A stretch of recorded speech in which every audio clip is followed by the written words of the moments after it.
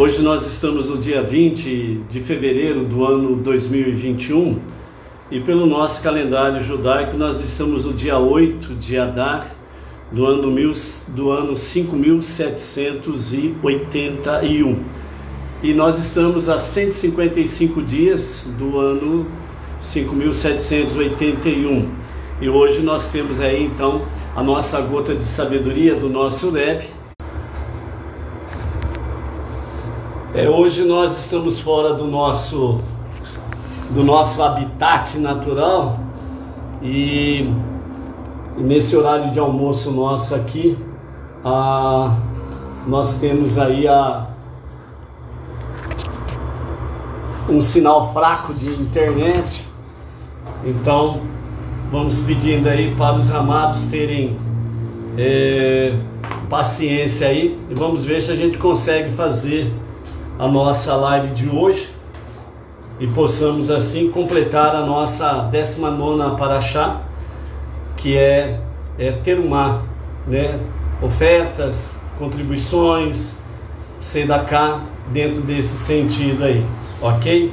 Então nós estamos no dia 8 de Adar do ano 5781 e no dia 20 de fevereiro do ano 2021, ok? A gota de sabedoria do nosso Rebbe de hoje, nós estamos no campo da cura, né? Então hoje o recado do Rebbe para nós diz assim: para servir a Deus você precisa de um corpo são tanto quanto uma alma sã. Como você pode meditar, rezar ou estudar adequadamente quando o bem-estar do corpo é negligenciado? Ou seja, essa pergunta que o Rebbe faz, né? Como podemos meditar, rezar ou estudar adequadamente quando o bem-estar do corpo é negligenciado, né? Então o cuidado, né, que o Rebbe diz para nós é para que realmente nós tenhamos um corpo são e uma mente sã. É o que diz a filosofia grega, né, onde copiou da sabedoria judaica, que diz na realidade um corpo são para uma alma sã, né? Como a nossa alma ela está exatamente localizada aqui, então os filósofos gregos, né, então deram uma pequena mudada, né? Mente sã, corpo são. E a sabedoria judaica nos diz que nós precisamos ter uma alma sã e um corpo são, né? Então desse jeito, diz o Rebbe, cuidar do corpo para que a alma possa florescer é um serviço divino. Então tem um ditado popular por aí que diz assim: para que eu vou cuidar do corpo? A terra vai comer mesmo, não é verdade? Mas não é isso que diz a Torá e nem a sabedoria judaica, né? O que realmente nos diz essa sabedoria judaica é no sentido de que nós precisamos cuidar tanto do corpo como da alma. E quando nós cuidamos do corpo, ou seja, alimentação adequada, entre elas, dentro das possibilidades, né, alimento kasher, uma alimentação saudável, para que a nossa alma possa, de fato, né, também ter condições propícias para se dedicar ao estudo de Torá, ok? Vamos para a nossa 7ª Aliyá, porque, como já dissemos, né, não sabemos aí como que vai ficar o sinal da internet, se nós vamos ter condições de terminar a nossa live, mas vamos em frente, que, como diz o proverbista, o Eterno proverá. Então a nossa confiança está nessa providência divina. A nossa 7ª Aliyá, pois hoje nós estamos no sagrado dia de Shabat, e que você e sua família sejam agraciados por Hashem, pela sua Shekhinah, e que a presença divina seja motivo de grande, mas maravilhosa bênção na vida de cada um, junto com a sua família, seus queridos, nesse sagrado dia de Shabat. A nossa 7ª Aliyá está no capítulo 27 do livro de Êxodo e vai até o versículo 16. E depois nós temos o Mafitir, que é a leitura final da nossa Paraxá, que está no versículos 17 e 19. E aí nós estaremos encerrando a nossa Paraxá dessa semana, Terumá, né? Tivemos bastantes ensinamentos, novidades, né? Reflexões maravilhosas durante essa semana sobre a construção do tabernáculo mexicano no deserto, a comparação, né, da construção do mexicano, a sua construção, as suas divisões ou divisórias, e está ligado diretamente ao nosso próprio ser. Dessa forma, como Deus ele cuidou, uma das lições que nós aprendemos na nossa Paraxá Terumá, uma das coisas que precisa ficar bem marcado em nós. Assim como Deus ele foi zeloso para transmitir a Moshe os mínimos detalhes da construção do mexicano tabernáculo no deserto, né? Também é o mesmo cuidado que Deus teve e tem para conosco, que fomos realmente formados à sua imagem e semelhança, ok? Então vamos para a nossa sétima aliá, capítulo 27 de Êxodo, a partir do verso 9 até o verso 16, que diz assim, com os comentários de Irash, hoje falando sobre o pátio. As paredes do tabernáculo separavam a área que ele ocupava como espaço sagrado. A fim de delimitar a área do pátio circundante, Deus disse a Moshe: tu vais mandá-los fazer o pátio do tabernáculo da seguinte maneira: no lado sul haverá redes trançadas frouxamente, feitas de linho torcido para o pátio, de 100 cúbitos de comprimento, para formar um lado da cerca. Essas redes terão 5 cúbitos de altura, ou seja, 100 cúbitos de comprimento, corresponde em torno de 48 metros, e as redes terão 5 cúbitos de altura, em torno de 2 metros e 40 centímetros. Para esse lado da cerca, manda-os fazer 20 colunas com suas 20 bases de cobre, nas quais se pendurarão as redes. Haverá, portanto, 5 cúbitos entre uma coluna e a próxima. As colunas serão feitas de madeira de acácia, com os lados revestidos de cobre, e o capitel de prata. As colunas terão 1 cúbito de largura, 1 cúbito de espessura e pouco mais de 5 cúbitos de altura. As bases terão 1 cúbito de altura. Manda os artesãos entalhar a parte inferior de cada coluna, de modo a deixar uma respiga de 1 cúbito de comprimento, pela qual as colunas serão encaixadas nas bases. Manda-os fazer de ganchos que sairão do capitel de cada coluna, e blocos de madeira de 1 cúbito de comprimento e meio cúbito de largura, que serão pendurados nos ganchos por uma argola de cobre. As redes serão presas a esses blocos por cordas e assim ficarão penduradas nas colunas. Manda-os também a fixar faixas decorativas em volta das colunas. Os ganchos das colunas e suas faixas serão feitos de prata. Igualmente, ao longo do comprimento do lado norte, haverá redes trançadas de 100 cúbitos de comprimento, com suas 20 colunas e suas 20 bases de cobre, e os ganchos das colunas e suas faixas serão feitos de prata. Para a largura do pátio, no lado oeste, haverá redes trançadas de 50 cúbitos de comprimento, com suas 10 colunas e suas 10 bases. A largura do pátio na frente, no lado leste, será também de 50 cúbitos, em torno de 24 metros. Dessa largura haverá 15 cúbitos de redes trançadas de um lado da entrada, com suas 3 colunas e suas 3 bases, a 5 cúbitos de distância uma da outra. Dessa largura haverá 15 cúbitos de rede, trançadas de um lado da entrada, com suas 3 colunas e suas 3 bases, a 5 cúbitos de distância uma da outra.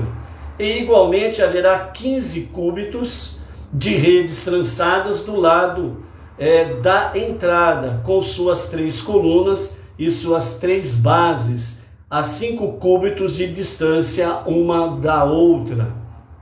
Para fechar a entrada do pátio, manda os artesãos fazer um cortinado de 20 cúbitos de largura, do mesmo material usado para as tapeçarias do tabernáculo, seu cortinado e sua cortina, fios compostos de 6 filamentos, cada um de lã azul celeste, púrpura e escarlate, e linho torcido.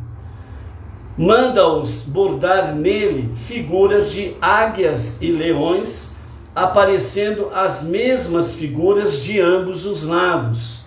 Ele terá 4 colunas e 4 bases. Aqui nós encerramos a 7ª aliá e vamos para o Mafitir, a leitura final da Parashá Terumá, versos 17 a 19. Embora só se tenha mencionado anteriormente que os ganchos e faixas das colunas do lado norte e no sul da cerca seriam de prata, e que as bases nesses mesmos lados seriam de cobre, essas instruções, na realidade, se aplicam aos 4 lados da cerca. Todas as colunas em redor do pátio terão faixas de prata, seus ganchos serão feitos de prata e suas bases de cobre. O comprimento do pátio será de 100 cúbitos, em torno de 48 metros. Mas o tabernáculo se situará inteiramente em sua metade ocidental. Portanto, a largura e o comprimento da metade oriental vazia do pátio serão de 50 cúbitos por 50 cúbitos, 24 metros por 24 metros. O altar externo e o lavatório serão colocados nessa área. A altura da cerca será de 5 cúbitos, a altura total da cerca se constituirá das redes feitas de linho torcido, as bases das colunas que sustentam o cortinado do pátio, com as bases das demais colunas do pátio, serão feitas de cobre.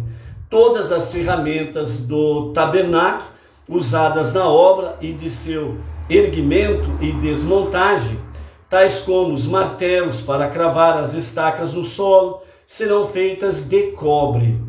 Estacas prenderão ao solo cordas amarradas à cobertura de pelo de cabra, para que ela não tremule ao vento. Similarmente, estacas serão usadas para prender cordas amarradas à rede da cerca do pátio, de maneira que ela também não tremule ao vento. Todas as estacas do tabernáculo e todas as estacas do pátio serão feitas de cobre. Então, aqui nós encerramos a nossa 7ª e mais Mafitir, da nossa 19ª Parashá Terumá. E pela graça bendita de Hashem, amanhã, a partir das 14 horas à tarde com a Torá, estaremos na nossa 20ª Parashá Tetzaveh, que significa ordenarás, ok? Para nós finalizarmos a nossa Parashá Terumá desta semana, quero deixar aqui a reflexão sobre 2 questões importantes para nós. O altar de cobre para os sacrifícios, o seu significado, e por que o tabernáculo continha tantos materiais preciosos, ok? para somar os demais ensinamentos que nós tivemos no transcorrer desta semana. Então, sobre o altar de cobre para os sacrifícios, conforme Deus ordenou a Moshe, farás um altar de madeira de acácia e deve ser quadrado à sua medida. Os sacrifícios eram oferecidos sobre esse altar, por isso era chamado do altar de sacrifícios de Olá. Também era denominado de o altar de cobre, pois ele era recoberto ou revestido de cobre. E também chamado de o altar da terra, porque o seu núcleo ele era oco, e toda vez onde o povo de Israel no deserto, aonde eles estacionavam, onde eles paravam, e aí armava-se todo o terreno, né, no sentido de que o acampamento fosse montado. Então essa parte oca do altar de cobre, ele era enchido de terra sempre que o povo acampava. E também ele era chamado de o altar exterior, pois ele estava exatamente localizado no pátio do tabernáculo, ou seja, na parte exterior. 2 traços decorativos circundavam o altar. Um era uma renda de cobre atada a este, e outro era uma borda entalhada na parede do altar. A rede dividia o altar do meio, sendo primordial para seu funcionamento, pois sangue de algumas oferendas devia ser colocado na metade inferior do altar, enquanto os de outras, na metade superior. Os milagres do altar. Quais eram os milagres desse altar de cobre que nos chama a atenção, segundo os nossos sábios, através da Mishnah, o Talmud, a própria Kabbalah, Então Deus ordenou a Moshe: um fogo deve arder sobre o altar constantemente.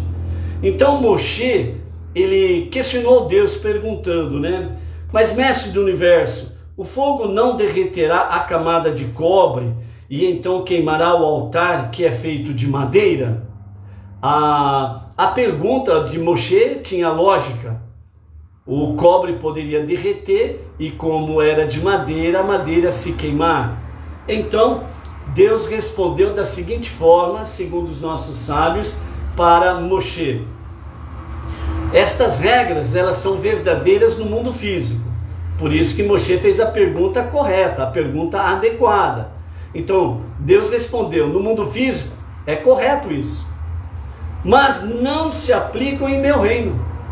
Reflita sobre as esferas celestiais.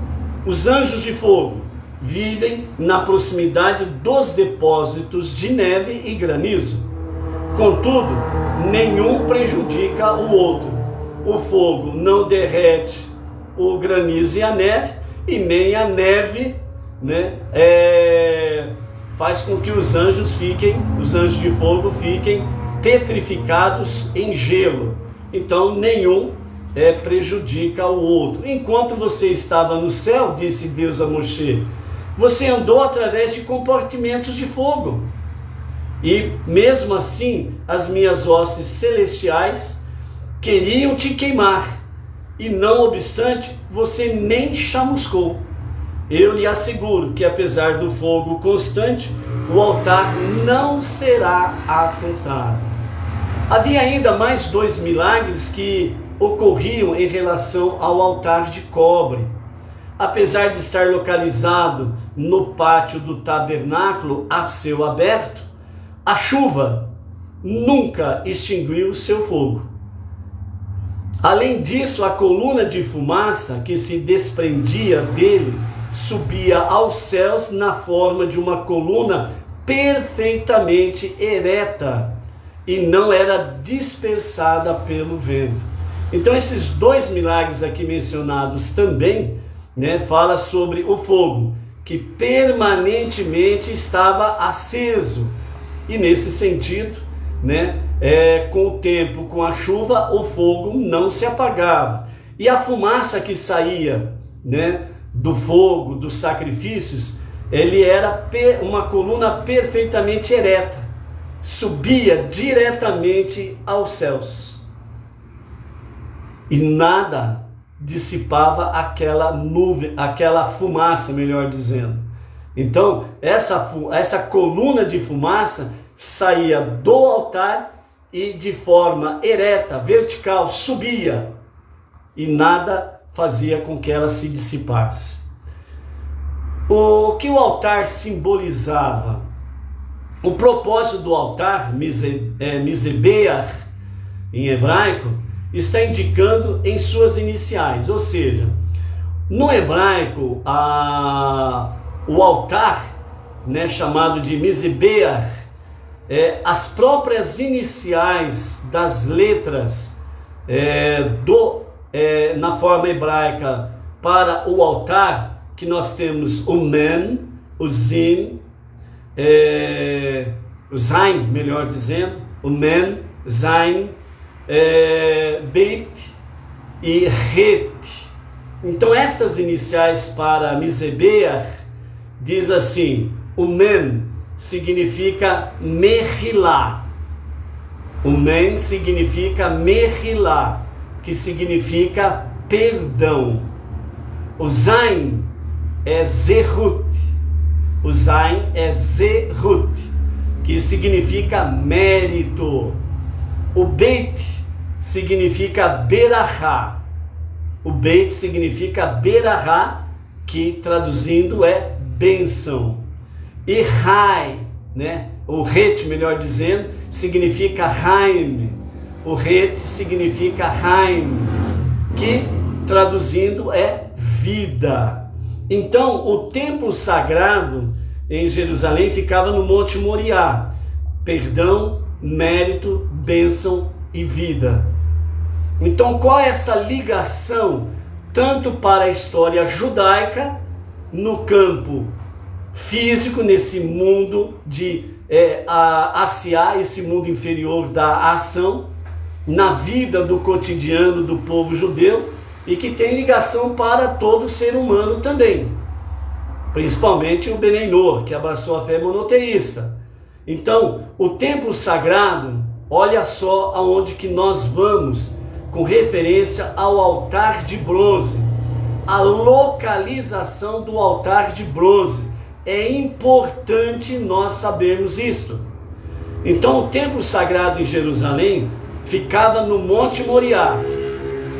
Ou seja, o tabernáculo, o mexicano no deserto, ele era o microcosmo, né, do Beit Hamikdash celestial, né, que representa também a própria vida humana, um microcosmo. E no deserto, esse tabernáculo mexicano, ele era portátil, ele andava, ele caminhava. Quando tomaram posse da terra prometida, o povo de Israel, o povo judeu, então aí foi construído o Beit Hamikdash, o grande templo. Na sua localização da construção do Beit Hamikdash, então agora que vem fatos importantes para nós estarmos nos localizando aonde o altar de bronze foi construído. Então, primeiramente, o templo sagrado foi construído no Monte Moriá. Deus fez com que o altar de cobre ficasse num lugar muito especial sobre aquela montanha. Por isso que nós temos aquela discussão, no bom sentido, de Nachmanides e Maimônides, onde Nachmanides diz que o lugar mais de maior valor seria o Kadosh Kadoshim, o Santo dos Santos. Maimônides vem e diz, o lugar mais importante é o altar de cobre que está na parte exterior. Ele dizia, o pátio era mais importante. E nós vamos saber aqui o porquê que Maimônides disse isso, ok? Então, o altar de cobre ficou num lugar muito especial naquela montanha. Ele foi construído exatamente no mesmo lugar em que Deus pegou da terra para criar o primeiro homem, Adão. Então, onde está o altar, onde estava o altar de cobre, era exatamente de onde o Eterno pegou da terra para criar o primeiro homem. Vamos mais à frente. Foi aonde também a humanidade ela ofereceu os seus primeiros sacrifícios através de Caim e Abel. Então foi no mesmo lugar em que Caim e Abel fizeram os primeiros sacrifícios. Obviamente eles estavam ali representando toda a humanidade. Então os primeiros sacrifícios foram feitos exatamente onde o altar de cobre foi construído em Jerusalém. Tem mais. Onde Noé construiu um altar após o dilúvio. Então é o mesmo lugar onde Noé, ele construiu o altar e edificou ali um altar e fez um sacrifício a Deus neste mesmo lugar depois do dilúvio. E para finalizarmos então com chave de ouro, a questão da localização do altar de cobre, foi exatamente onde Abraão, ele atou Itsaque para o sacrifício do seu filho a Deus, ao Todo-Poderoso. Então o mesmo altar em que Adão foi criado, o mesmo altar, o mesmo local onde Caim e Abel fizeram os primeiros sacrifícios, o mesmo lugar onde Noé, depois do dilúvio, fez o sacrifício, e o mesmo lugar onde Abraão atou Itsaque para o sacrifício. Então o altar de cobre, ele foi construído exatamente neste lugar. Por isso Maimônides disse que o pátio era o lugar mais importante, porque ali havia uma conexão direta entre a humanidade, o povo judeu e Deus. Ok? Por que o tabernáculo continha tantos materiais preciosos? Esta é para nós encerrarmos a nossa Parashá Terumá. Nós vimos aí durante a semana 15 materiais importantes, valiosos, que Deus pediu para que Deus ordenou que fosse construído o Mishkan, ok?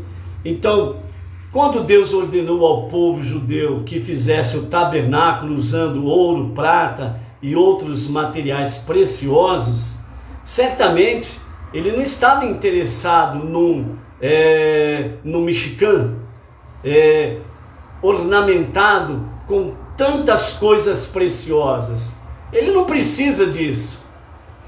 Ele é o Criador de todas as coisas, ele é o dono de todas as coisas, mas, na realidade, o que ele desejava quando ele pediu para que realmente o Mishkan, o tabernáculo no deserto, fosse construído com tantas coisas preciosas, entre elas ouro, prata, o cobre, pedras preciosas e etc.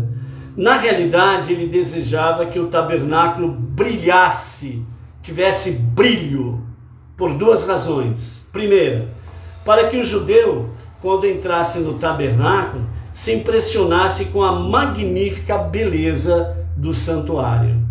Assim, se comportaria de forma respeitosa e compreenderia que neste lugar sagrado morava a Shekhinah, a presença divina. Então essa foi a primeira questão, ou a primeira razão. A segunda razão, porque Deus assim ordenou, para que os não-judeus sentissem um grande respeito pelos judeus, quando ficassem sabendo do tabernáculo que os judeus haviam construído. Então, o pensamento de Deus seria para que as nações pudessem dizer: os judeus eram escravos no Egito. Quer dizer, os judeus era nada, era ninguém. Quando se menciona escravos no Egito, significa assim, ó, não tinha valor algum, não era dono de nada, não tinha nada. Então as nações poderiam dizer: os judeus eram escravos no Egito, mas agora são muito ricos. Tiveram ouro e prata suficientes para construir uma morada maravilhosa. Também devem ter entre eles homens sábios e os melhores artistas de qualquer outro povo. Pois do contrário, como poderiam ter feito os objetos complexos do tabernáculo e seus intricados desenhos?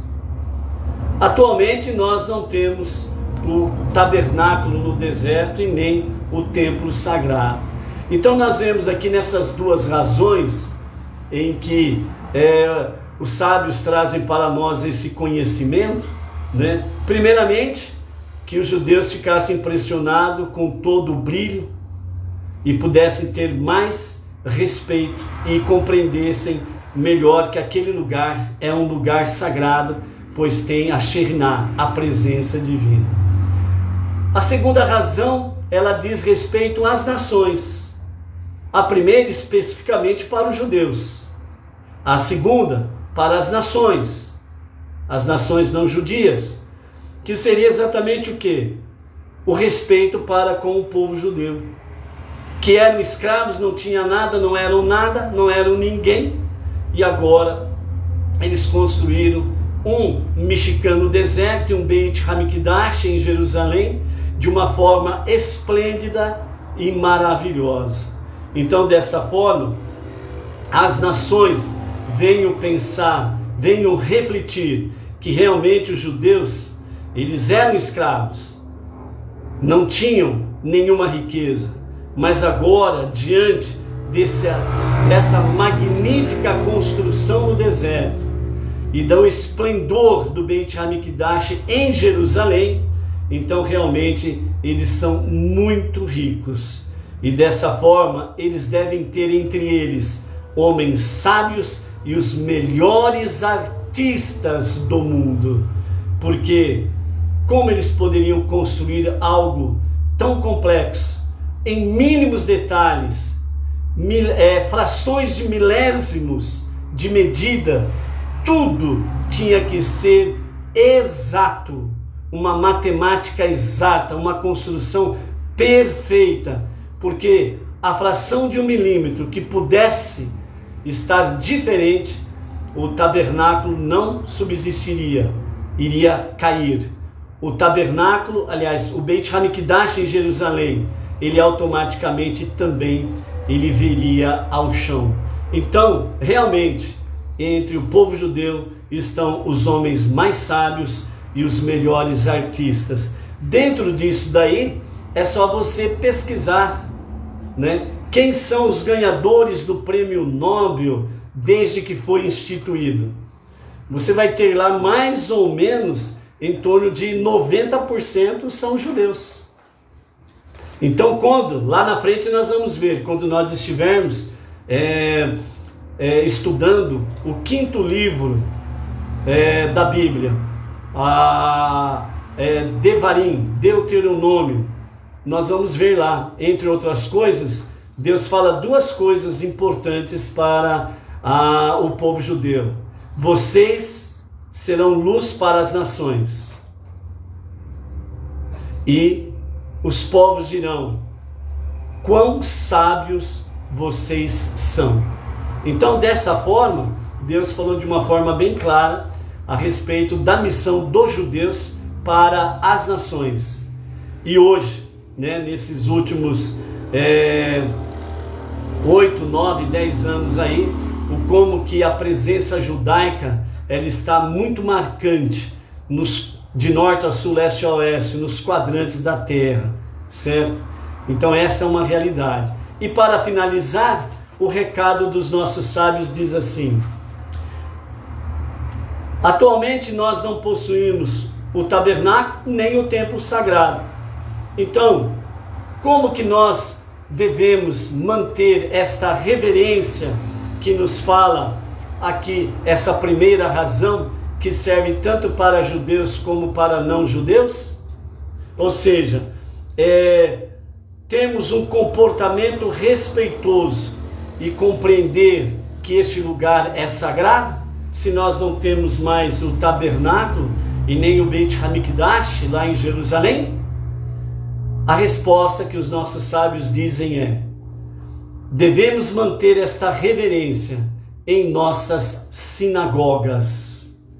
Devemos manter esta reverência em nossas comunidades Benei Noach. Devemos manter esta reverência em cada casa que nos reunimos como Benei Noach, que nos reunimos para estudar a Torá.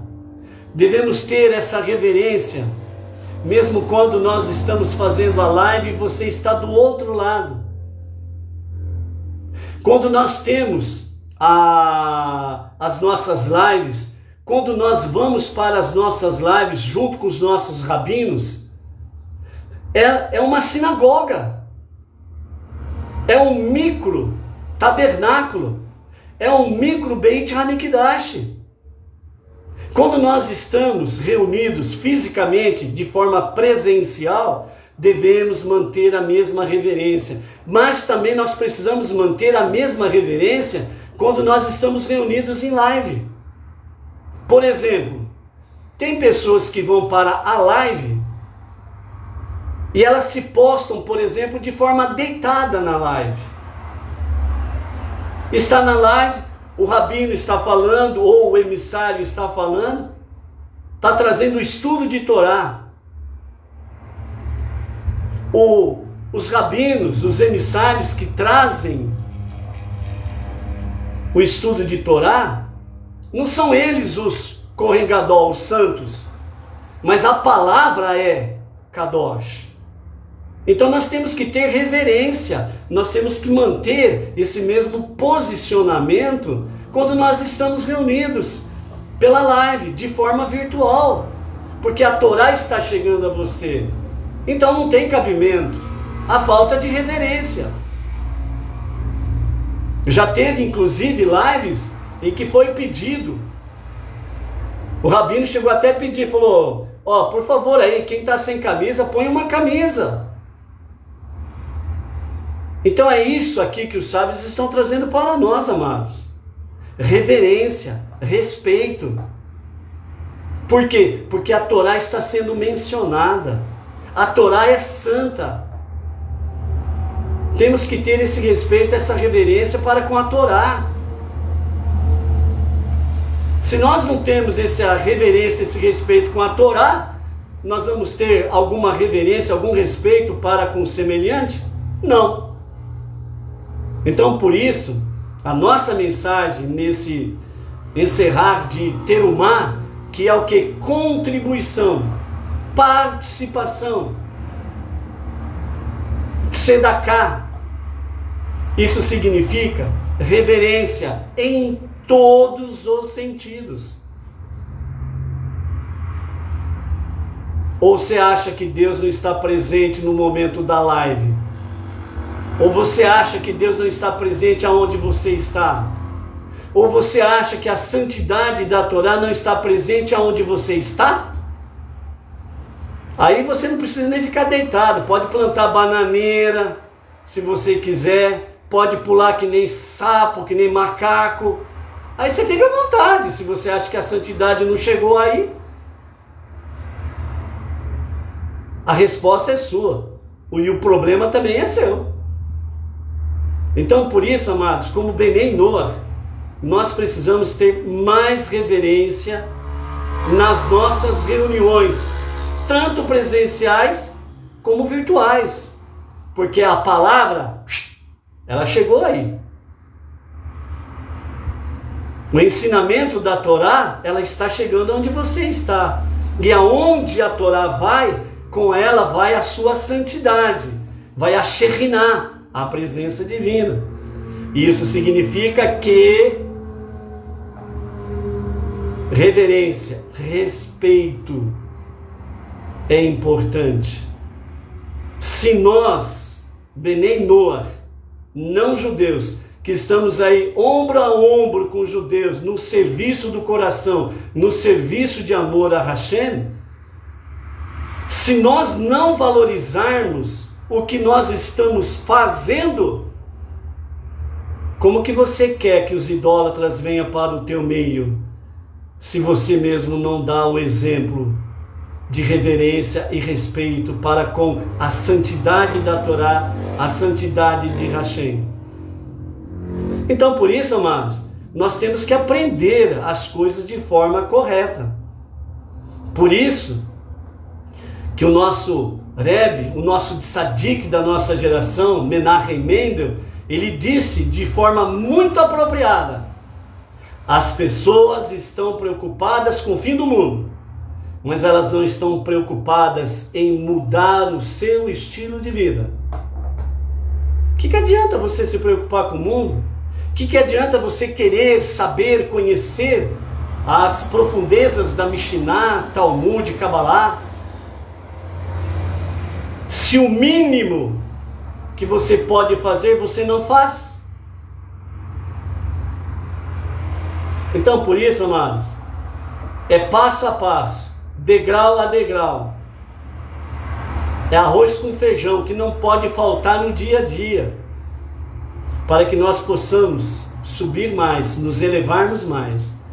Mas nós temos que dar os nossos primeiros passos, subir os primeiros degraus de forma adequada. Vimos nessa semana o que disse Rashi e os demais sábios, entre eles Narmanides e Maimônides. Vimos aí uma fração de milésimo de uma medida que fosse esquecida ou que não fosse aplicada pelos artesãos, por aqueles que edificaram o Mishkan e posteriormente o Beit HaMikdash, tanto o Mishkan como o Beit HaMikdash ia cair na cabeça de todo mundo. Por isso Deus, quando criou o ser humano, Ele criou com todos os seus mínimos detalhes, letra por letra. Por isso os cientistas dizem que o nosso bioma humano, ou nosso genoma humano, ele tem 31,4 bilhões de letras. Deus pensou em tudo. A obra da criação não foi uma coisa simples, ela foi muito complexa. Por isso, até hoje, os cientistas ainda não conseguem entender plenamente o ser humano, só até certo ponto. Até certo ponto. Grandes líderes religiosos do mundo afora, falando a nível universal, cientistas também, falaram de uma forma muito categórica: da planta dos pés até a cabeça, conseguimos compreender, mas quando nós adentramos no cérebro humano, aí complicou tudo. Nós não conseguimos entender plenamente o cérebro humano. É aí que está a tua, a minha, a nossa alma. É a nossa alma. Por isso que o povo judeu nunca foi escravo de ninguém, porque as suas mentes sempre estavam livres, as suas almas sempre estiveram livres. Tiveram a escravidão física, mas não tiveram a escravidão da mente, da alma. Por isso, quando você escuta nos dias atuais que a liberdade ela é mais importante do que a vida, é uma realidade. Porque se as pessoas tirarem a tua liberdade, e principalmente nos dias atuais que nós estamos vivendo, onde o sistema, a ideologia, o establishment, o globalismo, eles não querem apenas escravizar o físico, eles querem escravizar a mente, porque eles viram até aqui eles viram que escravizar fisicamente não dá certo. Eles precisam ter um domínio sobre a humanidade, no sentido de que eles venham pensar como eles pensam. Por isso que eles querem a todo custo que você não valorize Deus e família, porque são as duas coisas essenciais para a sobrevivência, para viver a verdadeira vida, para se preparar adequadamente para a revelação do justo e verdadeiro Mashiach, para a redenção final e o Olam Rabá, a vida eterna, o mundo vindouro. Por isso que querem a todo custo pessoas importantes dentro de uma sociedade, tidas como inteligentes, pessoas chaves na sociedade, no meio político, no meio religioso, que pensem como eles, para poder escravizar a sua mente. A sua mente. Um exemplo simples que nós estamos vivenciando nos dias de hoje. Essa semana estava conversando com uma pessoa e nós estávamos num pátio. Eu estava a mais de 3 metros de distância da pessoa e essa pessoa estava usando máscara.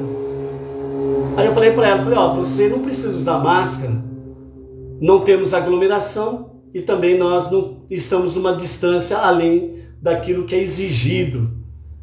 Sabe qual foi a resposta da pessoa? Ela disse assim, eu estou tão acostumado a usar máscara que automaticamente eu coloco e uso para lá e para cá. Isto é dominar o rebanho que eles estão querendo fazer. Já dominou o cérebro, o pensamento da pessoa.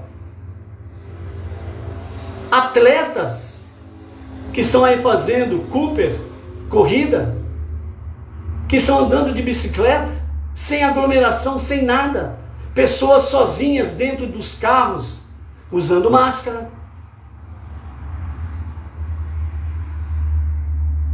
É o domínio do gado, é o domínio sobre as pessoas. E elas já estão ficando bitoladas. Quando aparece alguém sem máscara, os que estão com máscara dizem, lá vem um louco, lá vem um doido. Diga o que você é acusando os outros. Esta é a realidade. Essa é a realidade. O mundo está ficando em pavorosa porque estão esquecendo a conexão com Deus e a família. Por que o povo judeu no Egito, que ficaram 210 anos escravos, eles mantinham o mesmo vigor, a mesma determinação, a mesma crença, a mesma certeza que o Redentor iria chegar?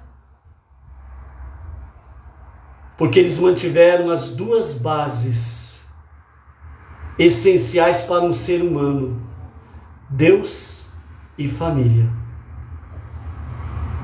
Se eles conseguirem apagar isso das mentes das pessoas, das almas das pessoas, então eles vão ter o seu gado, os seus robôs. E aí, para essas pessoas, as coisas vão ficar muito difíceis para a sua sobrevivência. Por isso, os consultórios psicológicos e psiquiátricos aumentaram assustadoramente nos últimos 14 meses. Por isso que a onda de suicídios na Europa cresceu assustadoramente.